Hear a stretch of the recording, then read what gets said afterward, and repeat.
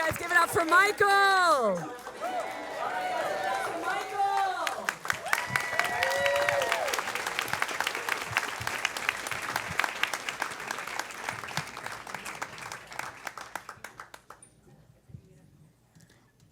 When I was younger, I believed that I had zero artistic talent. I had friends who could draw and paint and even sculpt, but I had no skills of an artist. And then I went to high school, and my senior year, I took an art course, and we used a book called Drawing on the Right Side of the Brain, and I drew amazingly. Now, not really, they were still mediocre drawings, but compared to what I had done, it was amazing. The next year, I went to the University of Houston, and a happy chance, I missed my counselor who made the degree plan and helped choose your classes. So I just picked up a catalog, and back in those days it was paper, and I chose what classes sounded interesting to me. That first year I took painting, photography, piano, video production, logic, psychology, and ancient Greek language. But the best class that I took was one called Fundamentals of Visual Perception. It was a class that all art students had to take the first semester. Now, let me reiterate, never in a million years would I have been accepted at the University of Houston art program. But it turns out you just sign up for classes and you can take them. So Fundamentals of Visual Perception was taught by a guy named David Brower. And David Brower had been an artist in London in the 60s, and then he became an art historian and a collector.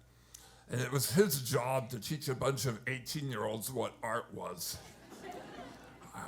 He did a great job on me. I'm telling you, he blew my mind. I had thought that modern art was stupid when I got there, and he showed me. He opened my eyes.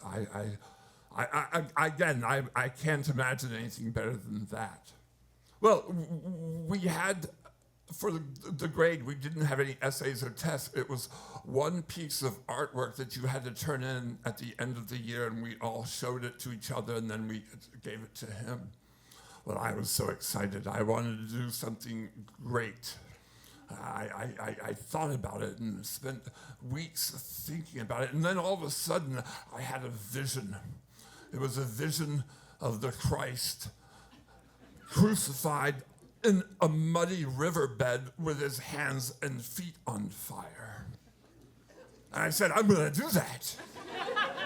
So I called up some friends and we went into the woods.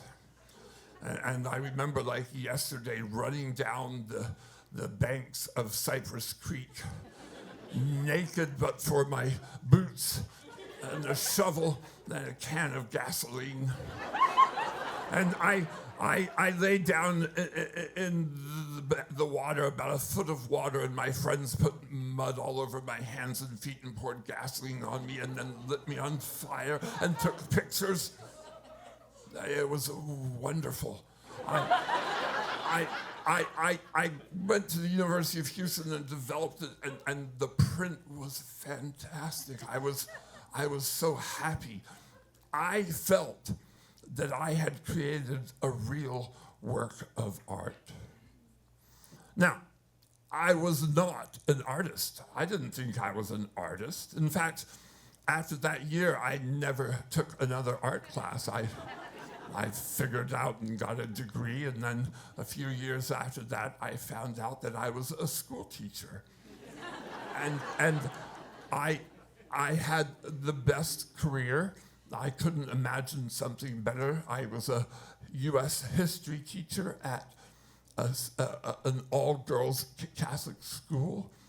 I just had a fantastic career, but I still did creative things. I had a band, and I put out CDs and I wrote songs and I designed my CD covers and T-shirts and flyers.